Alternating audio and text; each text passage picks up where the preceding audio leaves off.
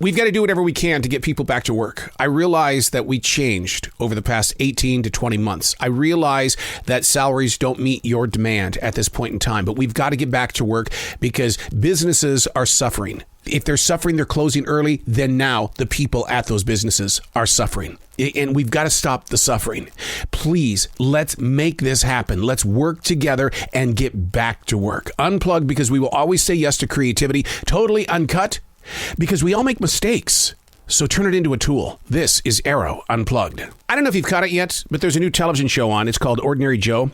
It puts its main character in 3 different what-if scenarios, each with their own changes, challenges, and clusters of conflict. Now, because of my personal beliefs and the way that I walk in life, I can't play the what-if game because I'm always in the presence of now. That's where I find my strength, at being mindful of where I am right now and not inside a what if. It's the ability of having self-control. Thinking about what if can actually deafen your present place of now. See, we think the grass is always greener on the other side of the picket fence. As a child, I would race home from school and quickly try to fall asleep to be with a family that I created inside my imagination. At no time did that what if materialize. It's not that I didn't love my brothers and sisters. It's just that my family didn't look like those that are being portrayed on television. They had fancy houses and they drove nice cars. They always seemed to locate a happily ever after inside 30 minutes. Even today when I dream, it's always way too big.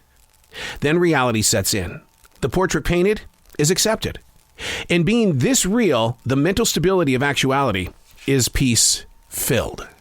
Hey, it's Arroe. This is The Daily Mess, a chronological walk through an everyday world. I am a daily writer. And inside that daily writing, I put myself in the presence of now, allowing the universe to move through each and every one of us in a way that helps teach us, guide us. It puts us in places of change and challenge, but you learn to accept what is now because we're in control of now. Not yesterday, not the future, now. This is The Daily Mess. You know, being a daily writer doesn't make me a great communicator. It doesn't. What is written is shared with me, not invented by me. My entire life, I've always admitted to listening to the wind. There's energy in the wind, a source of invisible strength that moves through each and every one of us in ways that lift a thought into actuality, or at least someplace nearby. See, I believe this forest that I create in every single day carries with it a spirit that is very much alive.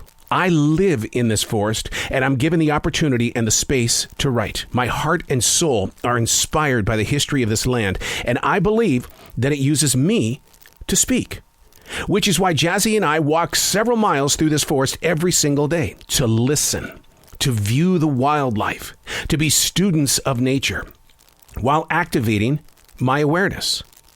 What if we allowed the universe to have a stronger presence in each and every one of our chapters?